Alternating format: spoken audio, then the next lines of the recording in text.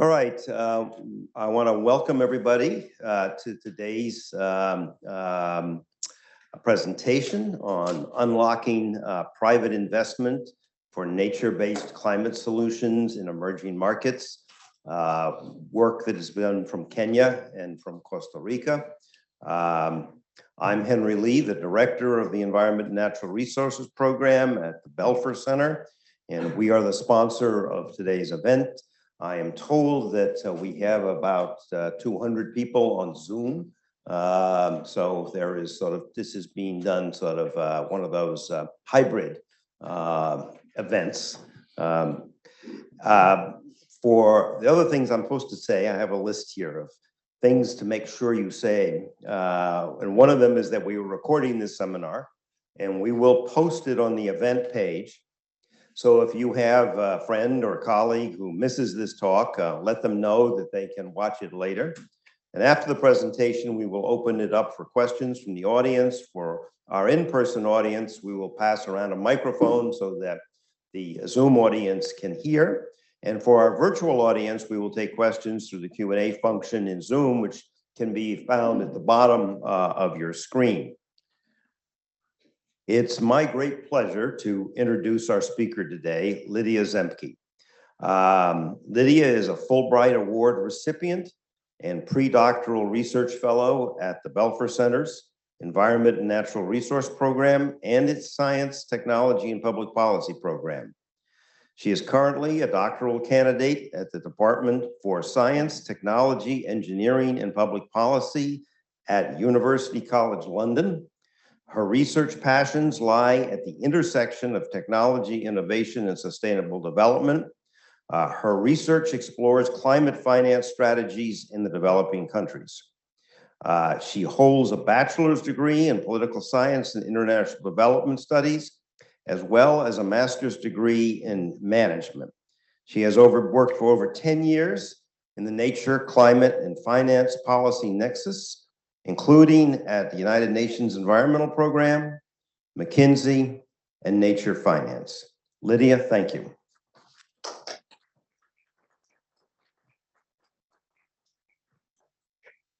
Thank you, Henry. Can you hear me? Wonderful. Well, thank you all for coming today. I can tell you that when I started my PhD journey 5 years ago, I think the room would have looked very differently, especially on Zoom. So it's a pleasure to be here today and a pleasure to take you on this journey of my research and to get started. So today, what I wanted to do is explain, first of all, talk about what nature-based solutions are, why they're important, and why we should invest in them. Then I wanted to give a brief overview of the finance landscape, both for climate change, but also for nature-based solutions, and then dive into the field research in Kenya that I conducted in 2022.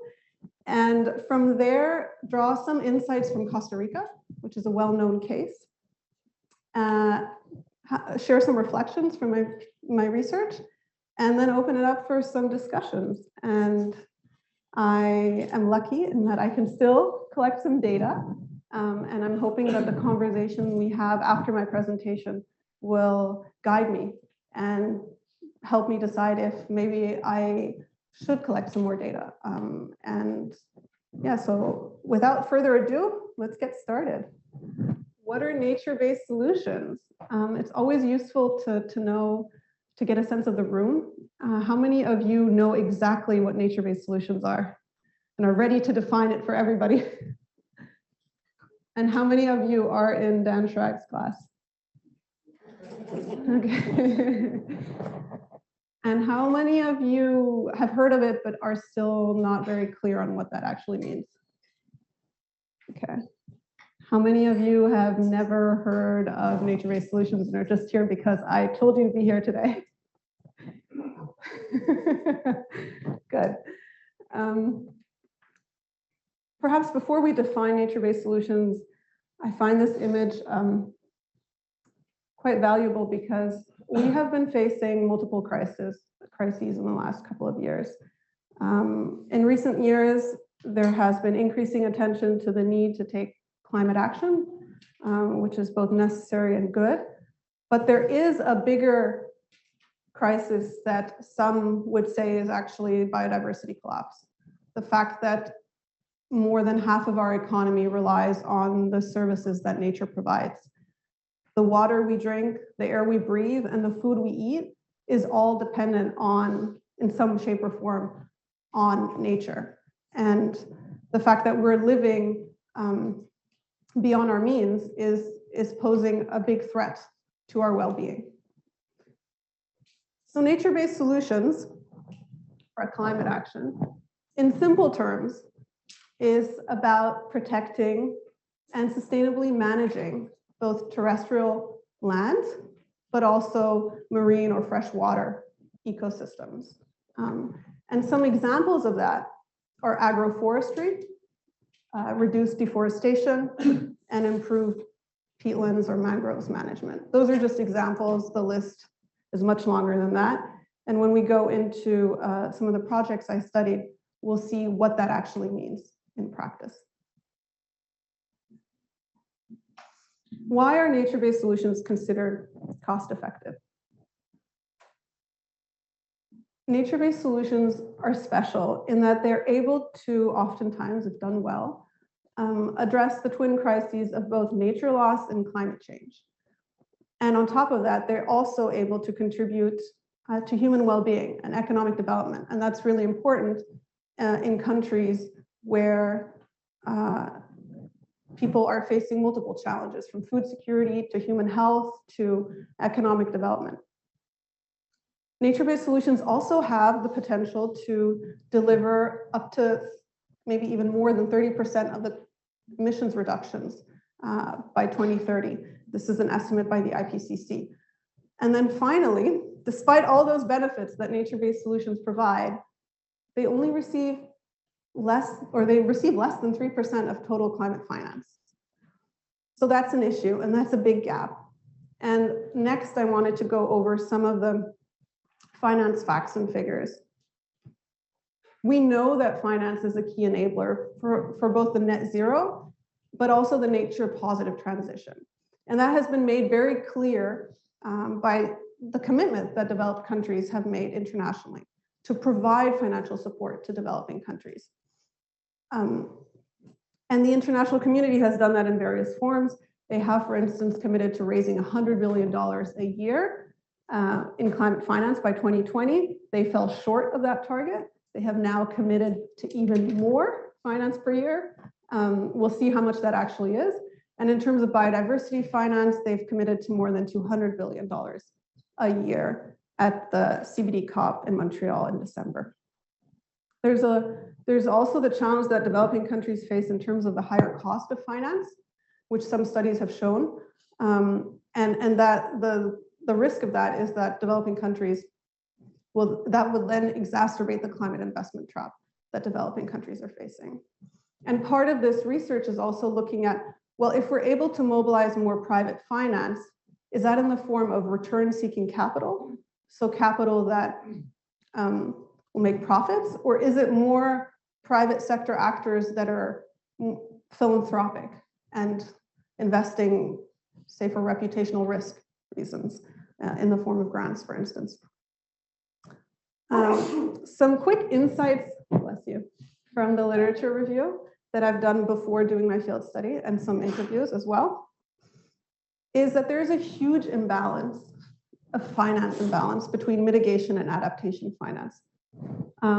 About only 10% of climate finance goes into adaptation. Why is that important? That's an important fact because developing countries are the least responsible for climate change, and yet they're affected the most by climate change. And the fact that they're not receiving, that there is this imbalance in international climate finance is a huge issue. Now, if you look at the adaptation finance flows more closely, you'll see that the large majority is publicly funded. In other words, the private sector is still largely absent, or at least from what is reported. There are big data gaps. That's an important caveat. Something like 98% of adaptation finance is publicly funded. And if you look at NBS projects, again, around 80% are publicly funded. And finally, what we're also seeing is that it's really important to better understand the domestic finance landscape, because of global climate finance flows, around 70% is still domestic. And yet the data gaps are very big. But understanding what is happening nationally is really important before tapping into international climate finance. With that, I'd like to take you in to do a deep dive in my field research in Kenya, which I conducted in October and November of 2022. And the idea was really to draw from that literature review and the initial interviews that I had to do a bottom-up analysis, to interview different stakeholders that were involved with climate financing of nature-based solutions, and to better understand, well, what are the challenges and best practices of existing nature-based solution initiatives that mobilize private finance, and how can that inform the scale-up of nature-based solutions in emerging economies. A quick overview of Kenya.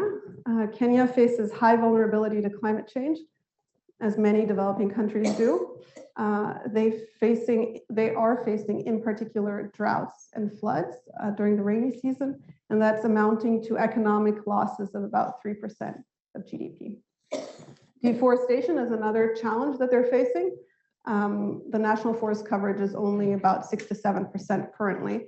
Remember that number as we move to Costa Rica. And the country has made a commitment to replenish the country's forests back to 30% by 2050. Now to the field research. I mapped out different nature-based solutions that I was able to find in Kenya, both publicly and privately funded, and did a deep dive into 3 of them. The first one being Mikoko Pamoja, the second one, the Nairobi Water Fund, and the third one, Komaza. As you will see on the handouts, they're very different projects, like many nature-based solutions. First of all, their activities are very different, and their financing as well. So Mikoko Pamoja is a mangrove restoration and protection project. The Nairobi Water Fund involves the protection of watershed upstream, and Komaza is a for-profit company that is engaged in forestry activities. And the financing mechanisms are very different, but what we'll see towards the end of the presentation is that they're all trying to tap into carbon markets. And then finally, their size is also very different. Mikoko Pamoja is a tiny project, considered in some ways a pilot, of only 1 square kilometer versus the Nairobi Water Fund, which is much larger. You'll get the details of the different characteristics on the handout. It just didn't fit on the screen, so doing it hybrid. Sorry for the Zoom listeners, you're not getting access to the handout. So what is Mikoko Pamoja? Mikoko Pamoja is a really inspiring story. It's the world's first blue carbon project trying to restore and protect mangroves. Why are mangroves? What are mangroves? Mangroves are incredible. If you have the time, Google them. They have superpowers. They're also just beautiful. They're able to sequester a lot more carbon than the average tree, up to 3 to 5 times a terrestrial tree. You can see the root systems. So what they grow along the coastal regions of many countries and tropical areas. They're able to live in a very saline environments, but they provide multiple benefits both for the community and also for the ecosystems in which they are located. You'll see here that they're located in different parts of the world. They're less than 1% of tree coverage, but they do store a lot of carbon. Now, Mikoko Pamoja, what it did is set up the first blue carbon project, so tapping into the voluntary carbon market in a small coastal town of Kenya, around 5,000 people. And the project, what it did is both replant mangroves and protect them in a small area. And the benefits were not only that it was able to sequester carbon, but also that the community was able to use the funds through the voluntary carbon market to invest in different community projects, one of which is a school project to invest in school supplies, but also a water project to provide the community with fresh water, which was a big issue there. And finally, it was a big contributor to biodiversity because mangroves are an important nursery environment for fish, and it is a fishing community. So of course it contributed to that too, and then it provided other income streams, which we can discuss later. So this is the town. These are the mangroves in Gazi Bay. This is one of the community members measuring the mangroves, which they still do more traditional forms of measuring. Second project, the Upper Tana Nairobi Water Fund. The facts are quite stark. Water insecurity is a big issue in Nairobi. 60% of the residents are water insecure, and this one region, the Upper Tana River region, supplies 95% of Nairobi's water. Not only that, it also is a region that is very important for agricultural activities, and it also supplies half of the country's hydropower output. But in the last years, that supply of water has gone down significantly. Now, what does the Upper Tana Nairobi Water Fund do? It's a payment for ecosystem service, which means that the fund pays farmers, pays for inputs, so that farmers are incentivized to employ sustainable farming practices. What kind of sustainable farming practices are we talking about? Everything from, we'll see in pictures in the next picture, water pans, so paying for water pans on the left, which collect waters, which enables farmers to grow their crops further away from the river. They also gave them seeds to plant grass, which keeps the cattle away and strengthens the soil, because the main objective is to reduce soil erosion and reduce demands on the river. And also they employed agroforestry practices there. You see an avocado tree and cabbage, and that also strengthens enhances the soil productivity and avoids soil erosion. That's one of the farmers.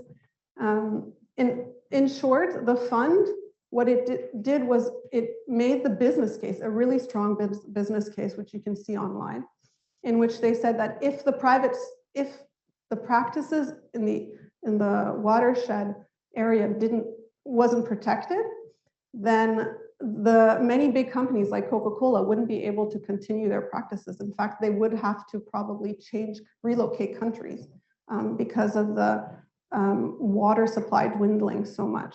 And that encouraged the private sector through TNC to come together and pledge $4 million.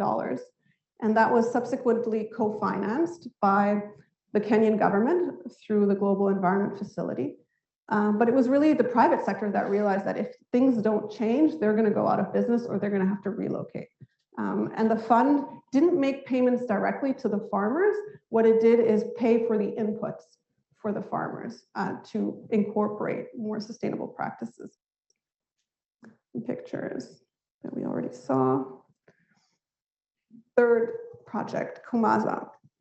Komaza is a for-profit company engaged in sustainable microforestry. They claim to also be enhancing the productivity of degraded lands. It started out in coastal Kenya as an NGO. Coastal Kenya is one of the poorest areas in the country.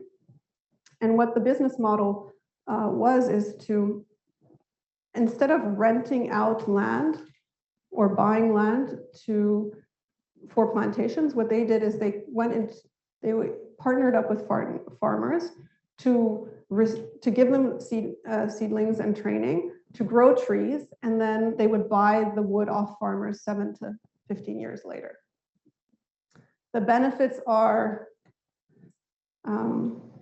a few. First of all, coastal Kenya's land is quite difficult to grow anything in. It tends to be it's difficult to grow, and the community is not very familiar with which kind of species of trees are the right ones to grow. So the community has a new income stream. There is carbon sequestration happening by the standing stock of trees, to be determined how many. In terms of finance, they did switch from an NGO to a for-profit company because they realized that forestry is a very capital-intensive sector, and that to raise sufficient money, they wouldn't be able to continue as an NGO. So the primary source of finance was really international private equity, but now they're also applying for carbon credits, which we can talk about a little later. Their commercial returns is 20% IRR compared to 15% in traditional forestry, and their model resides on the fact that they're able to put more trees in the ground per dollar of investment, which they estimate at about $1,500 per hectare compared to $5,000 a hectare in the rest of sub-Saharan Africa. This is an app that they have built internally to help them track the progress of the trees' growth and also the farmers, and this is what they claim to be a really critical component of their success. Now, in summary, of course, the table, the handout that you've received provides a lot more detail. But if you compare some of these projects, what really stands out is that their success relied heavily on project design and the piloting of these projects, making a really strong business case for why investing in these projects will provide multiple benefits, especially to the funders, and that partnerships were really important. And Mikoko Pamoja happened to be one of the most studied mangrove sites in Africa. And that meant that the community in Mikoko Pamoja had scientists that had partnerships with local government agencies, but also Western institutions, especially in the UK, which were able to provide in-kind support to conduct these studies, because you need to understand, well, what is the baseline? What is the deforestation rate? What are the complexities and the complexities of the natural resources and the mangroves, essentially. And we can go into greater detail during the discussion period, but the second pretty important element is the finance, in that most of these projects relied on a combination of finance, both public and private, especially philanthropic grants at the very beginning, to just get it started and to do that business case, do that baseline study. But also recognizing that all of these projects, even though they started out relying on different financial sources, are now all converging to carbon markets, which I think is really interesting. And yeah, we can discuss that further later. And also that the source of finance that these projects got also determined what kind of reporting they were doing. For instance, the Nairobi Water Fund, when I asked about the results, they said, well, we were measuring water quality and water supply primarily because that's what our investors, the private sector actors that initiated this project, are really interested in. But there's so many co-benefits that are really remarkable in terms of income generation for the farmers. And regulation is another interesting one. We see, for instance, for Mikoko Pamoja, that regulation played a key role because it was through the 2018 ban of cutting down mangroves that it reduced a lot of the leakage that they were experiencing earlier on. It's really hard to convince community members to stop cutting mangroves when they use that as a primary source of fuel. And they mitigated that in different ways, which we can talk about later. But the ban on cutting mangroves was a huge factor in its success. And it's being renewed on an annual basis, but we don't know for how much longer. Technology, it's interesting to see that technology played different roles for each of these projects. Komaza being the most important one because they use that as a way to really track to the minute detail the level of progress of each of the farmers' lands. Moving on to Costa Rica. So Costa Rica is an overstudied case in many ways. There's so much research about it, which means that I'm using this case more as a point of reference, because I think they're a very interesting case in terms of their success of reforestation. But I didn't do an in-depth analysis of 3, let's say, different nature-based solution cases in Costa Rica. Costa Rica is remarkable because it is, for many reasons, one of which is that it's the only Latin American country that was able to reverse deforestation.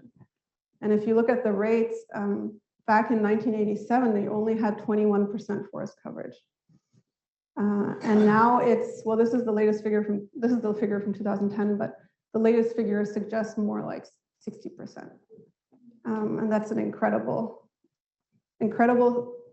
story of success.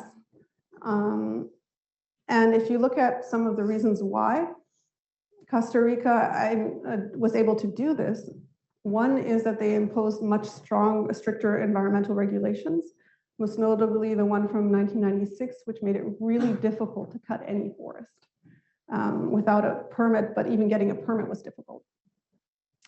And the second one is really this scheme that many people have studied and looked at and talked about, and that's payments for environmental services. And if you remember from the previous case studies, the Upper Tana Nairobi Water Fund employs the same kind of approach. Only in this one, they're making direct payments from the state to private farmers to protect the forest on their land.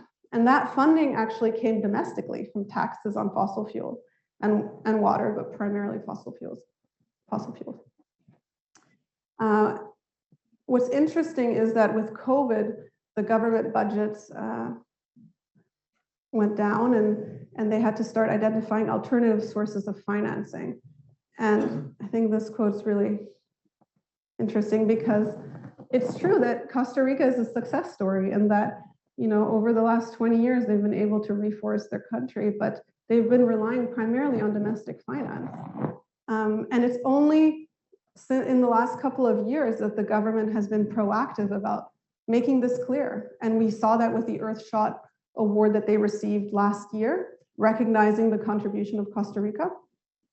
But also more recently in their ability to leverage something like $130 million from the World Bank, from the Global Environment Facility, from private institutions like BlackRock, saying, yeah, you know, they've done a lot and they also should be getting international finance for that contribution. Some quick reflections. What we've seen is that this increase in nature-based solution projects, initiatives, is showing us that there is an increasing demand for more holistic climate action beyond just climate change, but also nature loss and human development. We're also, and the fact that a lot of these projects are applying for carbon credits, I mean, all 3 of them are now applying for carbon credits, reflects that these nature-based solution benefits often address multiple objectives. Another point is that in the Costa Rican case, we saw that FONAFIFO, which runs the payment for ecosystem services, was centralized in a way and was able to crowd in or leverage a lot of public finance. But the question is, have they crowded out private finance? Because it has been difficult to identify other projects than FONAFIFO's payment for ecosystem services that are able to do that. Of course, there's many ecotourism, smaller projects that can be considered nature-based solutions, but at a large scale, it's been hard to identify. A third point is that we saw that Costa Rica relied heavily on domestic finance compared to Kenyan cases where there was a lot of international finance. And we've also seen that public grants and philanthropy can provide a catalytic funding to get these projects off the ground. But fundamentally, at the end of the day, these nature-based solutions are very location specific. And that means that you need a very in-depth understanding of the local context. And that opens up questions about replicability, transferability, but we can learn from these cases. And I'm going to stop here because I'd very much like to hear from you and your questions and hopefully have a discussion. Thank you.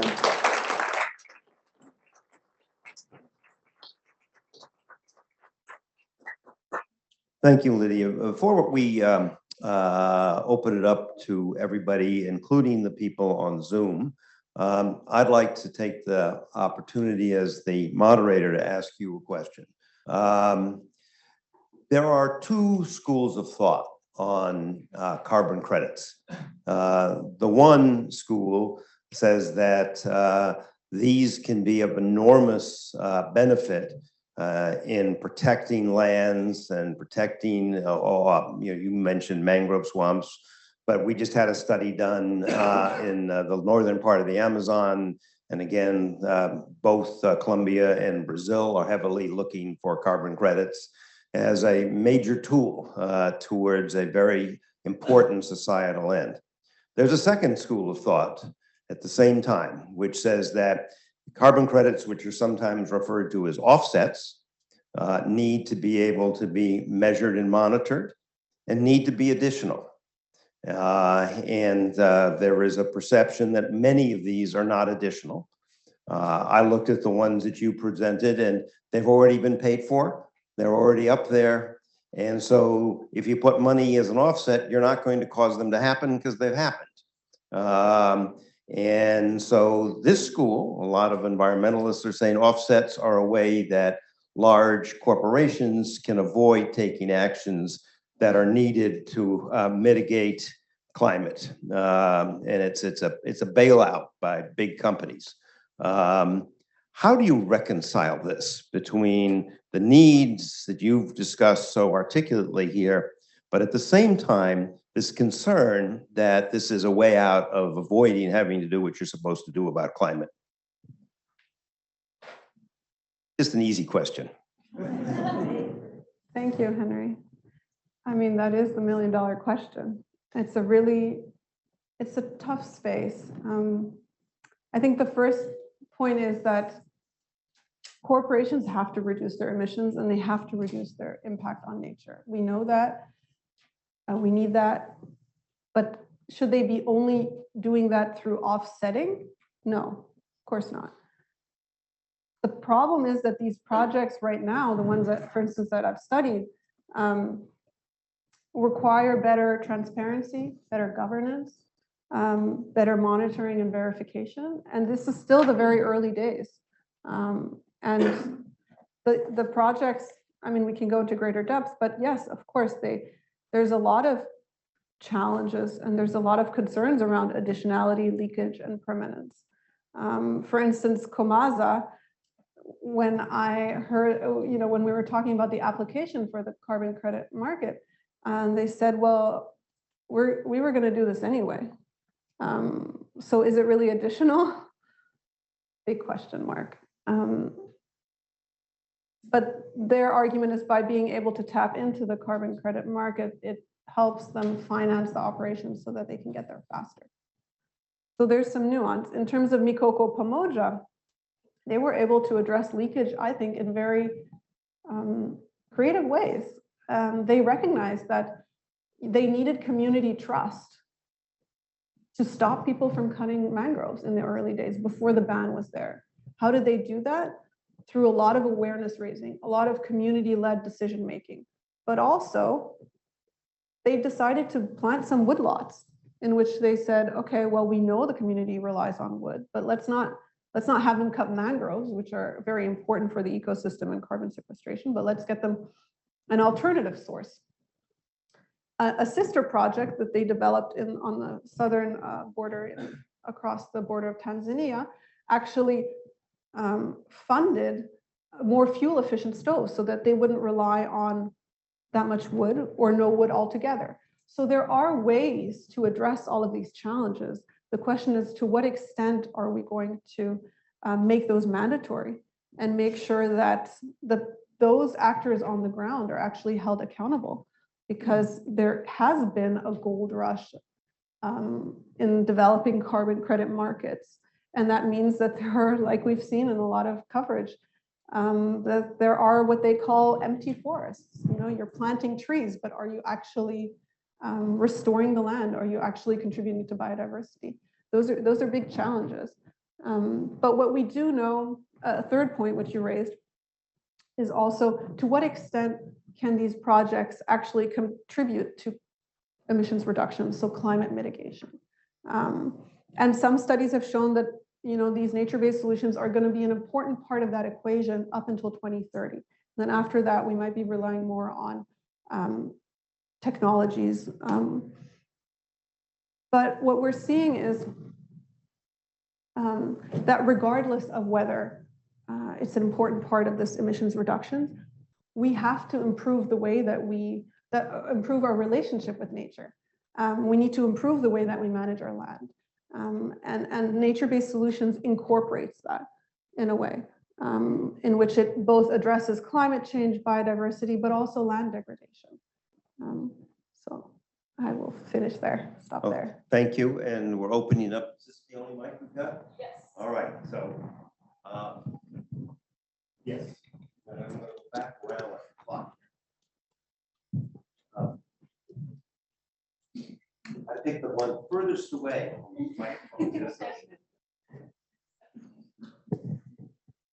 Hi, thank you for the presentation. So I think I can relate so much from the cases that you did. I come from Indonesia, and I did one of the payment for environmental services projects, and it's actually a big thing there as well, especially in Borneo, where like a lot of the protected forests are severely degraded.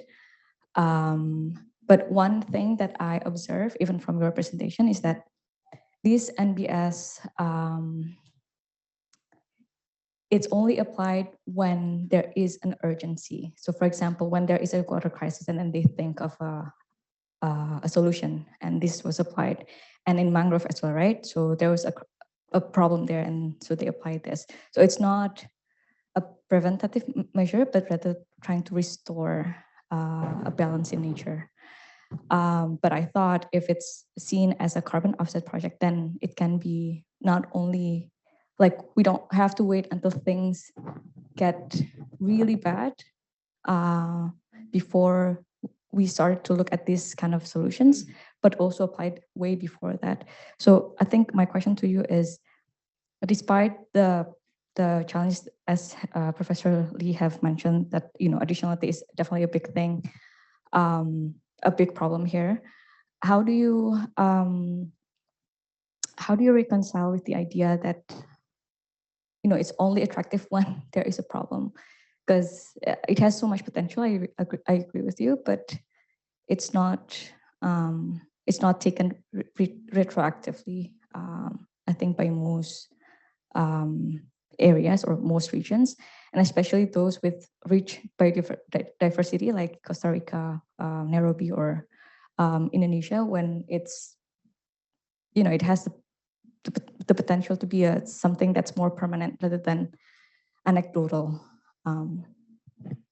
Thank you so much for your question. You can hear me? I mean, I agree with you that a lot of these projects have a strong case because of the business case. In other words, showing that if action isn't taken, that there will be dire consequences. The sad truth is that the effects of climate change are already being seen. So we will likely be able to make the business case more easily. But it raises an important point, which is what we've seen in Costa Rica. The forest coverage was very low by the 1990s, but it wasn't necessarily, I mean, the business case wasn't as clear, let's say, as the Upper Tana Nairobi Water Fund. And in the case of Costa Rica, we had public funding in that situation. And I think the private sector to date will invest in projects if the case is very clear. Whether or not that will change is a big question, but it could be that the private sector, there's a distinction between whether they're actually expecting financial returns, or whether it's more as a philanthropic grant. In the case of the water fund, even though the business case for Coca-Cola was very clear, it was all coming from philanthropic grants. It wasn't an investment like what Comaza was receiving, right?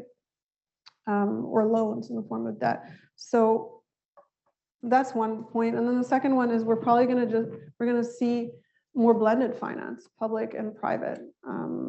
DFIs being one source of that for more concessional loans. But overall, I think it's a big challenge, is how do you mobilize finance where there isn't necessarily a threat, where there is a value to maintaining nature the way it is. I am part of a working group trying to address that question, though, so happy to talk to you after this. Thank you. Yes, making way back and then. Which one? Yes, right.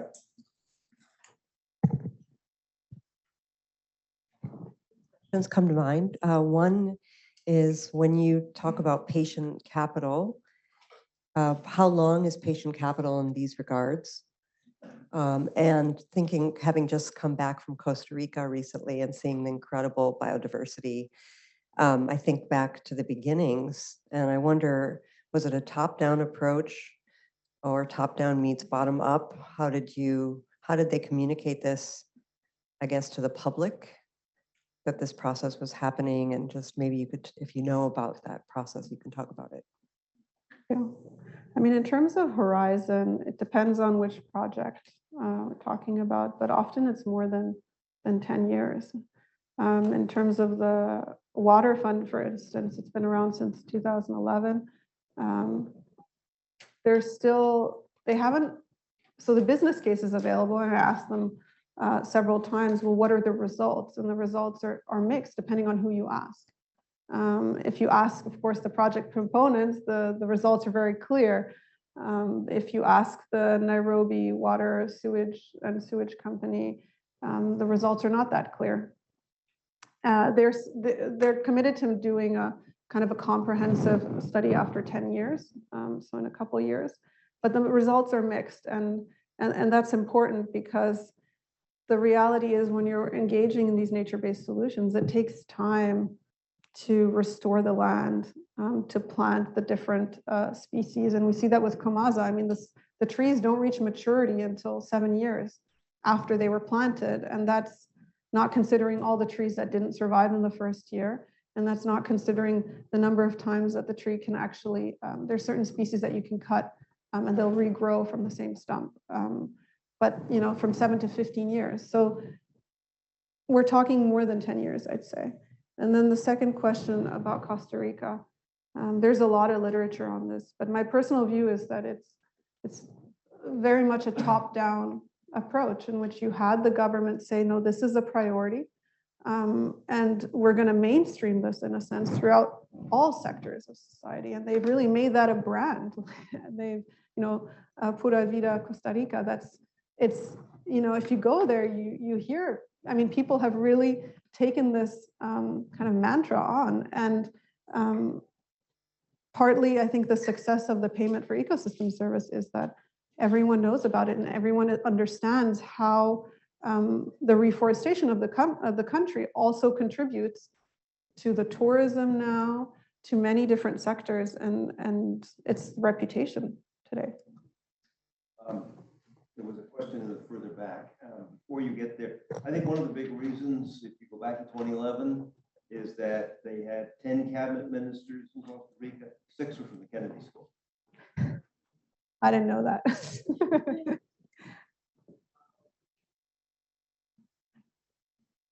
Great presentation, Lydia. If you had $100 million today and you could invest in one of the nature-based solutions that you studied, which would you choose and why? It's a really tough question. $100 million. Well, I don't think I'd invest in Comaza, for the simple reason that they have been able to leverage international finance quite well. I mean, more than $65 million. The founder is actually American.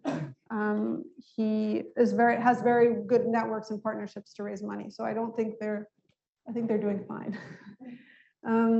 I think what's more difficult is the Mikoko Pamoja, which is a very small project, whereas the water fund is a much bigger land area. I mean, it would probably be divided between the two. I think Mikoko Pamoja there would be a lot of benefits from expanding that. And I think that's where technology could help with the monitoring and verification.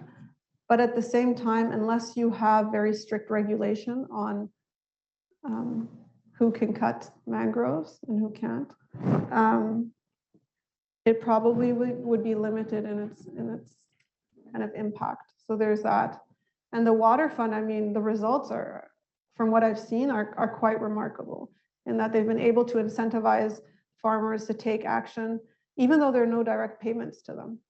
And they're still looking at the results, but just from the trees alone, the income is around $50 million a year, just because of all the trees that they've been, whether that's avocado trees, nut trees, fruit trees, it's quite remarkable. And so you really see the impact at scale there.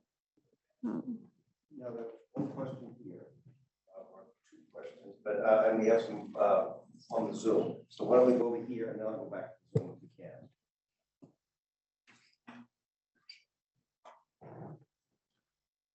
can. It's coming. So right here. Then over there. Then we'll go to Zoom. Thank you so much, Lydia. Well, quick questions, whatever you can answer before we get to Zoom. One is around, there's obviously a leakage and an additionality problem, but also a double counting issue. What kind of slightly more macro solution, kind of a land ledger of sorts, can you envision, and who would need to govern something like that to be able to avoid multiple companies like Coca-Cola and 3 other CPGs kind of claiming the same offsets, unknowingly, I'm sure. And the second question is around kind of the price of carbon credits. So here I see $10 to $16. Of course, demand kind of far outstrips supply, but the problem is the upfront financing. So what solution do you see to kind of actually being able to pay the owners of these projects a fair carbon credit price using blended finance or whatever the instrument you envision? Thank you. I mean, in terms of the challenge of double counting, it is a real one. For instance, there's no repository of all the nature-based solution projects in a country. Just mapping that out in itself was a huge exercise. So I think that, we'll certainly need governance frameworks to ensure that there is no double counting. We're seeing, for instance, also that now Kenya is allowed to report on these voluntary carbon credit projects as part of their NDC. So clearly we need more alignment and we need to make sure that there is no double counting. I think that's something international governance will provide and technology will support in a sense. In terms of the upfront cost and how to address that, I think, as you mentioned, it is one of the big challenges. What I've seen from the projects, even though nature-based solutions are very location specific, and so the question about whether they can be transferable, these lessons can be transferable to others is there's still a big question mark around that. But what it does highlight is hopefully a reduction in transaction costs, in the sense that the water fund was the first one in Africa, but there have been many in Latin America. And so TNC, which was driving this project, was very deliberate about sharing those lessons with the local stakeholders. And in fact, I know that they, for instance, took like 5 or 10 of the top CEOs from Kenya to Mexico just to see what is a water fund and how does it work, just to convince them. And so I think, in short, these kinds of projects will help reduce the transaction cost and hopefully provide to some extent a template for how to run these projects. And then, of course, partnerships is really key. Yes, and then I gotta resume, and got 9 more minutes, but I'm gonna take 14. So. Well, thank you so much. Congratulations for your very good, excellent research and presentation. I'm just wondering about the carbon credit from the forestry project.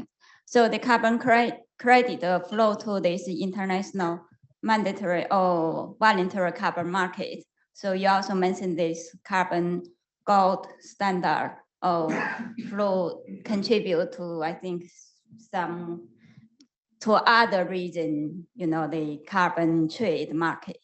So I think Professor Lee also, he mentioned that maybe can reduce the incentive for other, entities, companies to mitigate greenhouse gas emission, like greenwashing.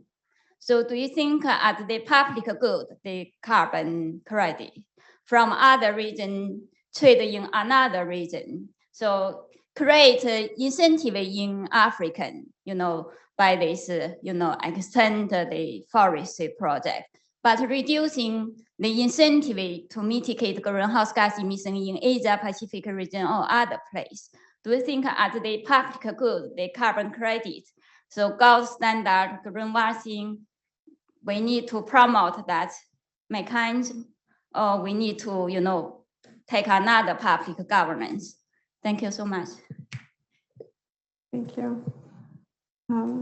If I understand, you're asking if some of the kind of purchasing of carbon credits should be limited also by region to ensure that some of these, that corporations are not just buying credits as a way to look like they're contributing positively to the environment, but in practice aren't necessarily reducing their emissions.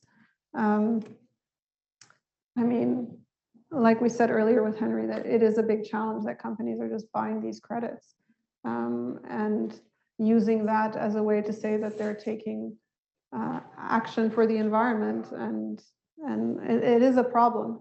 It certainly is a problem, but what we're seeing also is that these nature-based solutions don't only rely on carbon credits. Like, there are different financing mechanisms, and this kind of gold rush into the carbon credit market is a threat in a way, because we need to take the time to actually understand how do we set these projects up, and what is the optimal source of finance, and does that change over time? Maybe. I mean, for the water fund, it didn't tap into the carbon credit market until more than 10 years later. And now it's trying to apply for carbon credits retroactively. So we'll see where that goes.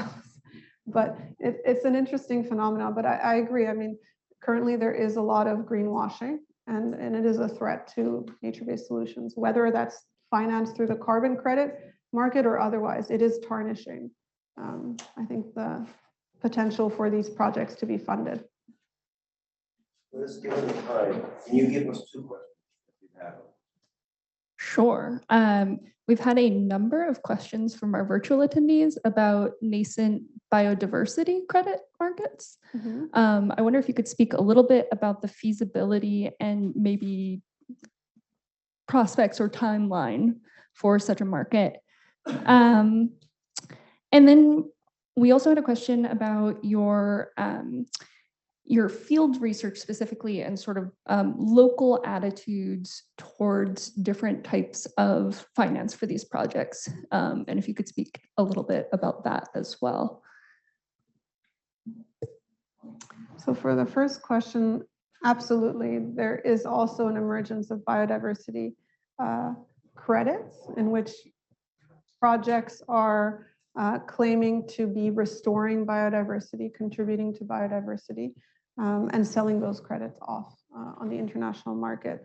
I think that trend is showing that first of all, that biodiversity is also an important component of the health of the natural environment. So from that perspective, I think that trend is positive.